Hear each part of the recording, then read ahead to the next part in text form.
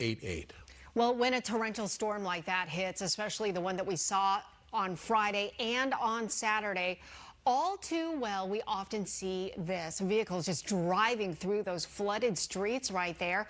And at this particular area in South Phoenix, we saw several cars stall and have to be towed away. So what kind of damage can all this water do to your car? Here to tell us is David Martin with Martin's Auto Repair. David, it's great to have you here. Thank you for having me. You know, on Friday when we were covering those storms and just seeing these cars go through, cars, trucks, I mean, all kinds of vehicles go through that flooded street, that had to be at least 2 feet of water. I mean, what can that do to a vehicle? Well, we don't get a lot of water like that here. Yeah. When we do, it's bad. And we see those in our shop. One story I can tell you really quick is there was a gentleman that owned an SUV, and he followed a car through probably about 3 feet of water. Oh.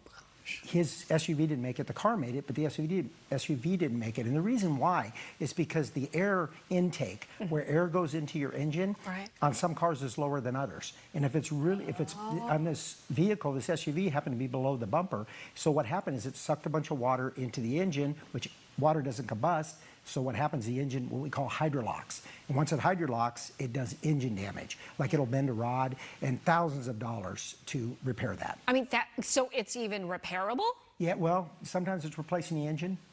Whoa, and I mean, how much does that cost? Probably anywhere from $5,000 to $10,000. Yeah, and which is so crazy because a lot of times we think, oh, it's a small car, that's the one that's going to get the most damage, right? But you don't think about an SUV. Yeah. And we saw plenty of that go through those waters. Yeah. What about, you know, a lot of people were wondering for these electric vehicles. I mean, what happens when an electric vehicle can go through? Well, these electric vehicles are very high-tech, and they've got what they call advanced safety systems on them. And those safety systems, kind of like your house has a circuit breaker on it, that if the wire shorts out, it won't burn your house down. It'll kick the breaker off, so it'll stop sending power to that wire. And kind of the same thing with an SUV. They've got like circuit breakers in there to basically, once it gets in the water, it'll short out. It'll send a signal to cut the power. Yeah, I'm sure you've seen a lot of damage over your years. And, you know, a lot of times after a catastrophic event like this, you know, there are scammers out there trying to take advantage of, you know, people who just are not very knowledgeable about car damage and floods. So what should people look for in case, you know, they think maybe that this car may not be what it's expected to be in good shape? Yeah, and I can tell you what we see, and it's buyer beware. You're 100% right, buyer beware.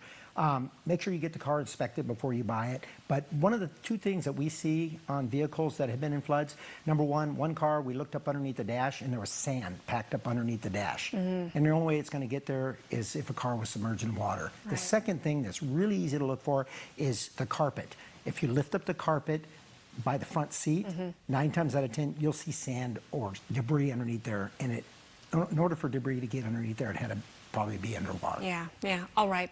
Good information to know. David, thank you so much for your help and your insight. We appreciate it.